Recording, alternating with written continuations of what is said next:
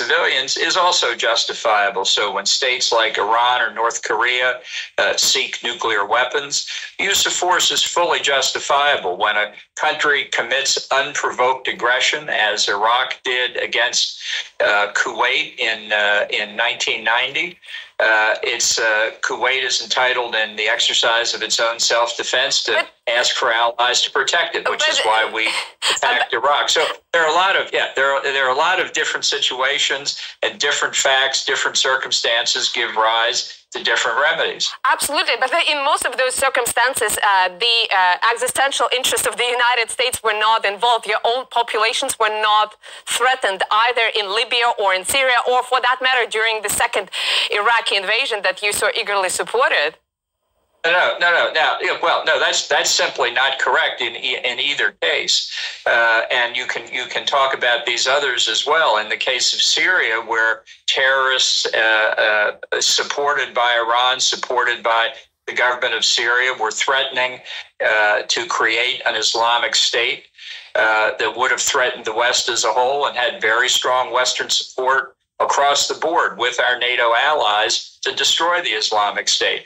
Nobody can argue, nobody in their right mind can argue that Ukraine posed any threat to Russia, none whatsoever. Well, we will talk more about that. That's certainly the case that Russia is trying to advance.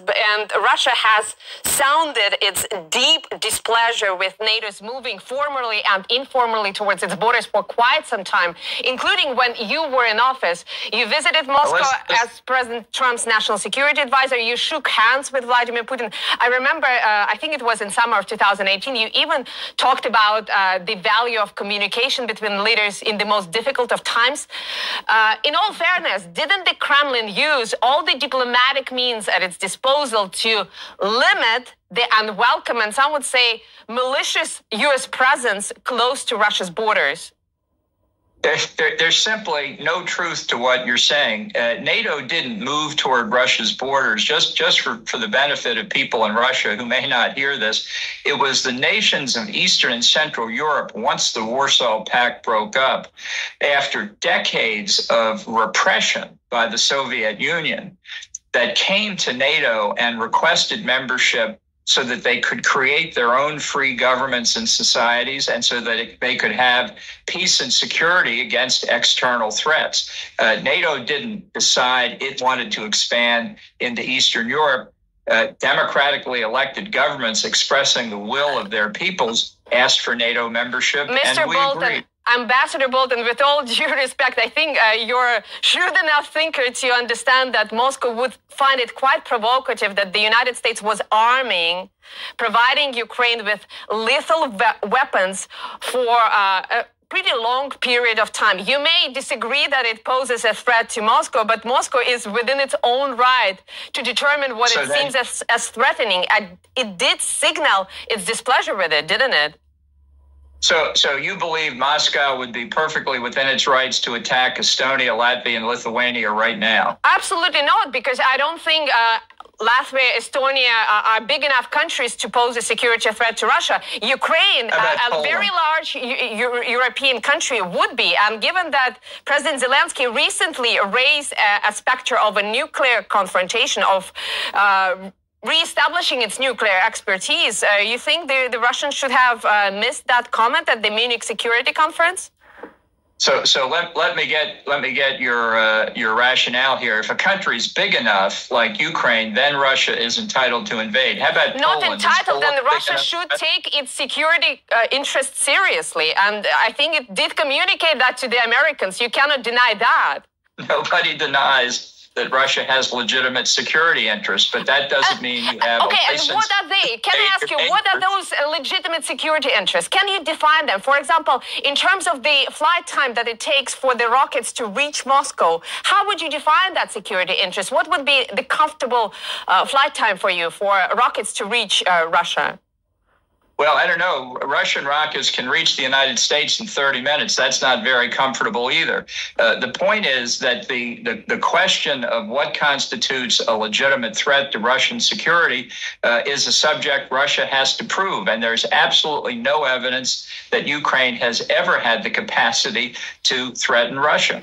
Well, I think Russia is proving that right now on the battlefield. But rather than arguing about that, because we could never agree, let's face it, I think what Russia is proving on the battlefield is the incompetence of its military and intelligence services. We will definitely also talk about the tactics of the Russian military. But before we do that, I want to ask you something about the decisions of the Biden administration, because you said recently that it was a strategic mistake by Biden to state that NATO would never interfere with Russia's actions in Ukraine. What about America's presence in Ukraine? I mean, armaments, security advisors, and those empty promises to Ukraine, to Kiev, with regards to its membership prospects, especially when we consider, very limited desire on the part of the West to come to Ukraine's defenses. Do you think it was erroneous to make Ukraine believe that the West would come to its support? Well, I think that that NATO made a significant mistake in 2008 when it rejected President George W. Bush's proposal to put Ukraine and Georgia on a fast track toward NATO membership. And I think President Putin saw that mistake and 4 months later invaded Georgia. Now, the fact is that neither the United States nor NATO responded effectively to that act of unprovoked aggression. And in 2014, President Putin struck again and invaded Ukraine. And once again, neither the United States nor NATO took effective action in response to that unprovoked aggression.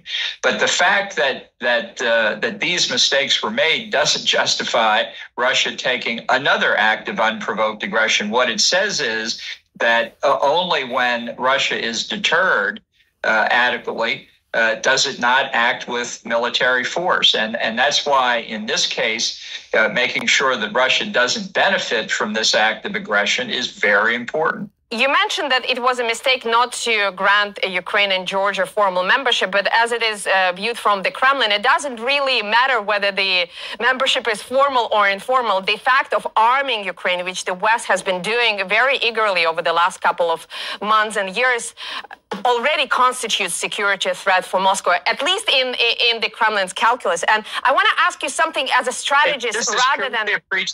This is purely a pretext on the Kremlin's part.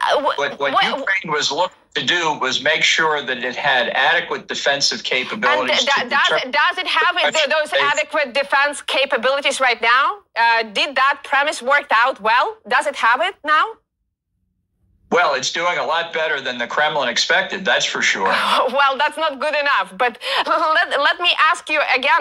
What would you like? Would you like Ukrainian troops marching into Russia, which, if the Russian forces continue to perform as poorly as they have so far? Mr. Bolton, I would like for us to be grounded in reality. Realpolitik matters something in this world. And I do want... Russia's losing this war at this point. Russia has failed to achieve its objectives. We don't know exactly what Russia's casualties are, but I think there are going to be a lot of families in Russia missing their sons this coming year. Now, Ambassador Bolton, let me ask you something as a strategist rather than an ideologue. Whatever you think of Putin, I'm sure authorizing an operation like this was a huge moral and historical dilemma for him, because Russia indeed has a very special connection to Ukraine. I wonder if the boldness or the brazenness with which the West was militarizing Ukraine of late was in fact premised on the calculation that Russia would never, ever use force against Ukraine. No, what you have in Ukraine is a government freely elected by its people, which you do not have in Russia. And the freely elected government in Ukraine looked for defensive capabilities, having seen what Russian arms achieved in 2014, seizing the Crimea, seizing territory in the Donbass. They wanted the ability to withstand that, to deter future Russian aggression. Now, anybody who believes that the quantity and quality of military assistance being provided to Ukraine gave them anything more than an enhanced defensive capability doesn't understand what was going on. It's simply incredible to argue that somehow a buttressed Ukrainian defensive capability was a threat to Russia. It absolutely was not. And I don't even think Vladimir Putin believes that. I think what he thinks he's doing is making good on what he said in 2005 about reversing the breakup of the Soviet Union. That was a hard thing for Russia, but history is a hard teacher. And failing to understand that that was basically an irrevocable breakup is what's causing this tragedy today. Well, Ambassador Bolton, we have to take a very short break right now, but we will be back in just a few moments. Stay tuned.